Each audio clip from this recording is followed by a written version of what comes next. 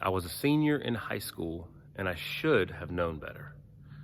After all, we'd been given many books to read across the course of high school and that year of English. I'd read thicker books than that, like Tessa the D'Urbervilles. Oof. No offense. But this book wasn't that challenging. It truly was very readable. It was not that long. Problem is, I didn't read it. I read the first part of it, but it was Stephen King's book, The Green Mile. Again, it's a good story. Later that year, it would actually become a movie, which would have really helped me in the class discussion, but it hadn't come out yet. So, it was a senior year, and we had an essay to write about this book that I'd only started. Well, it's my fault, obviously, but I thought maybe I can make something come out of this that, might lead the teacher to believe that I have actually finished the book. So 5 minutes before class, I grabbed my friend Michael before we walked in together, and I said, Michael, I know you've read the book. I missed on some parts, and he proceeded to listen to all the things I didn't know. And I said, tell me a little bit about these characters. What happens? And he gave me a very quick synopsis about what happens. He was quite excellent at it.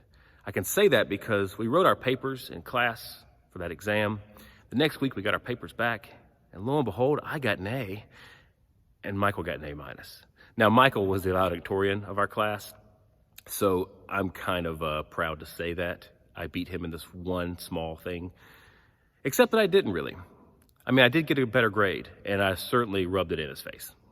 But that wasn't the whole story. Because some of you at this point are thinking, Casey, what is your takeaway message? And I'm afraid I've probably done a poor job at saying clearly what the message is. Sometimes we can get by. We can fake it. We can know a little bit about something and talk as if we know it firsthand.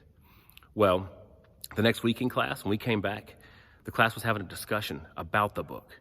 And you can bet that in that class, though I had a very good grade on the test, I was silent.